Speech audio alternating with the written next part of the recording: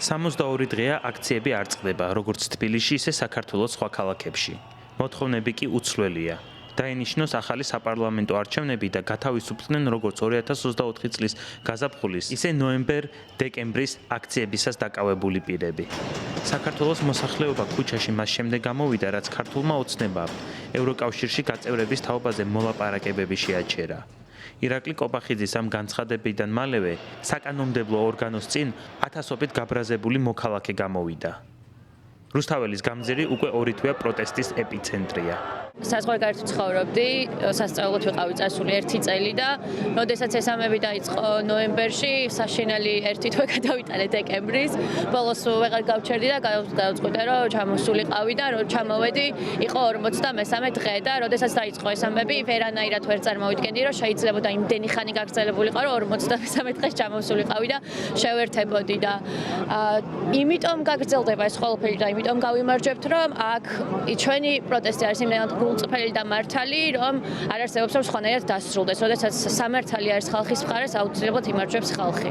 ამ 2 თვის შედეგზე რო ვისაუბრო, ის არის რომ ჩვენ ეგრეთ წოდებულ მთავრობას არ აღიარებს მისი მოსახლეობა, ასევე არა საერთაშორისო საზოგადოების აღიარება და ეხლა ვართ ასე ვთქვათ გამძლეობის ომში, ვინ გაუძლებს ამ ესეთ კრიზისულ და რთულ პერიოდს და ვინ გამოვა გამარჯვებული. მე აქ იმიტომ ვდგავა, რომ სხვაგვარად არ ძალმის, რომ წარმოვიდგენ, რომ რუსთაველი შეიძლება არ გადაიკეტოს. ეს ამდენი აბსოლუტურად უდანაშაულო ადამიანი ციხეში რაღაც ვერ წარმომიდგენია, რომ სხვაგან მიდგე და რაღაც სხვა შედეგისთვის მოვემზადო მორალურად. ამიტომ ვარ დღეს აქ და ვიქნები ყოველთვის ბოლომდე. მასშტაბურ საპროტესტო აქციებს მოჰყვა დაპირისპირება და შეტაკებები მოსახლეობასა და სამართალდამცველებს შორის. განსაკუთრებული დავალებათა დეპარტამენტის თანამშრომლების მიერ დემონსტრანტების წინააღმდეგ გამოყენებული იქნა წყლის ჭავლი, ცრემსადენი გაზი, წიწაკის სპრეი და ფიზიკური ძალა. წინააღმდეგ შემთხვევაში თქვენს მიმართ გამოყენებული იქნება კანონით გათვალისწინებული ღონისძიებები. თუმცა ფიზიკური დაპირისპირების გარდა უწყვეტი საპროტესტო აქციები გამორჩეული იყო პროტესტის გამოხატვის განსაკუთრებული გზებით. საპროტესტო აქციების დაწყებიდან რამდენიმე კვირაში თბილისის ქუჩებში სხვადასხვა ტიპის მარშების ტალღა დაიწყო. საპროტესტო მარშები გამართეს სხვადასხვა პროფესიის, უნივერსიტეტებისა და რეგიონების წარმომადგენლებმა, საერთო ინტერესის მქონე მოქალაქეებმა და სხვადასხვა უბნების მაცხოვრებლებმა. მარშები თემატიკას მორგებული ბანერებით, ლოზუნგებითა და პერფორმანსებით იყო გამორჩეული.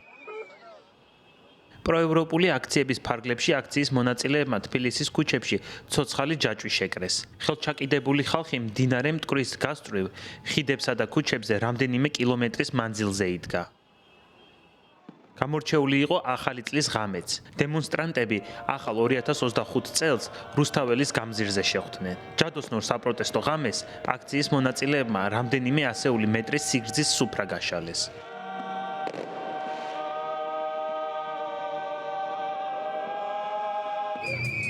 ასევე იყო მასშტაბური გაფიცვა, რომელსაც 3000-ზე მეტი მცირე, საშუალო და მსხვილი მეწარმე თუ ბიზნესი შეუერთდა. 2 თვის შემდეგ პროევროპულმა პროტესტმა თითქმის ყველა სფერო მოიცვა. დაკავებულია ათობით პირი, რომლებსაც მრავალწლიანი პატიმრობა ემუქრებათ. თუმცა დაკავებული არ არის არც ერთი ის პოლიციელი თუ შავებში ჩაცმული პირი, რომლებმაც გასული 2 თვის განმავლობაში მოქალაქეებზე და ჟურნალისტებზე იძალადეს.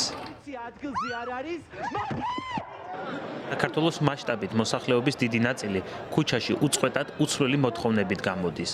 გათავისუფლდნენ დემონსტრაციებისას დაკავებული პირები. დაინიშნოს ხელახალი არჩევნები და საქართველო დასალურ გზას დაუბრუნდეს.